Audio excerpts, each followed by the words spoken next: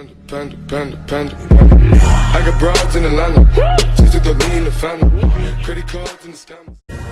Well, as we are speaking, senators are now in Washington reviewing the latest FBI report. Allegedly, no evidence of sexual misconduct against Judge Kavanaugh. Yeah, we do have a new tweet from the President of the United States. He said this: the harsh and unfair treatment of Judge Kavanaugh is having an incredible upward impact on voters. The people get it far better than the politicians. Most importantly, this great life cannot be ruined by mean and despicable Democrats and totally uncorroborated allegations. The question is, did the president write that after reading the FBI report? Did he just play his hand and say there's nothing to corroborate the accounts? Well, he brings up a good point. Ruining a guy's life if there's no corroboration, no evidence.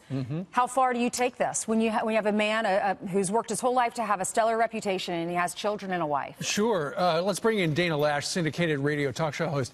Dana, you know, the Senate last week asked for the FBI to look into the allegations by Dr. Ford, and they have, and apparently they personally interviewed 9 different people. They got a sworn statement from a 10th. We don't know the identities of a handful of these people, but nonetheless, that's what the Senate asked for, and now here we are. Apparently, they cannot prove her allegations.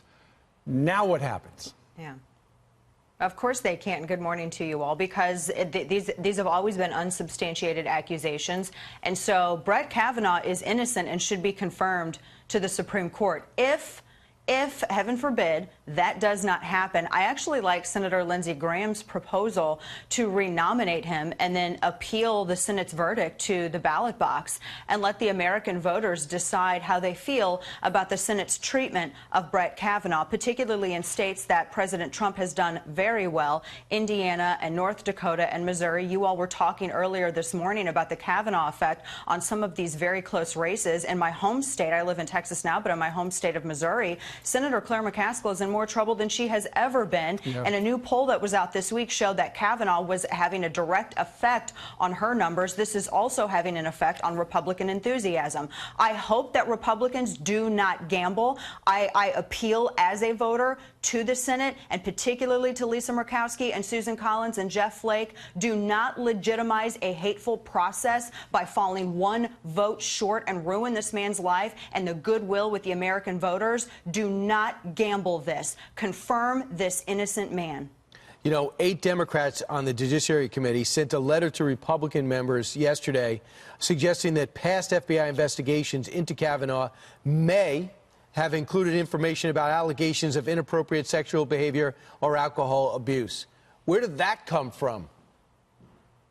Yeah, I don't know, maybe if that was the high school antics or the college antics, but it doesn't substantiate the claims that have been made. Democrats need to stop moving these goalposts. Either he's a gang rape captain and he sexually assaulted another woman, or he didn't. You can't keep coming up with again, moving the goalpost and saying, well, you know, we didn't like his yearbook quote, or maybe he liked beer when he was in college. Well, what college frat boy didn't, by the way? I'm not saying that it's great, but I'm saying, for crying out loud, if we're going to sit here and judge Brett Kavanaugh by these standards, I'm going to tell y'all, there are a lot of people right now in Washington, D.C. that I have seen boozing at some cocktail parties who would not be eligible to even cast a vote in this process. Well, maybe that's why they didn't do a deep dive into his high school drinking, because many of them might not want to deep dive into their own lives. Now, I know that we're going to have Senator Coons, Chris Coons, who has done a tour with Jeff Flake, as you know. I know he's been on some of the other morning shows this morning. He's saying this investigation didn't go far enough. Keep in mind, this is the 7th FBI investigation. What do you think the Democrats are going to say to try to stop this next? Because everyone's expecting that they will.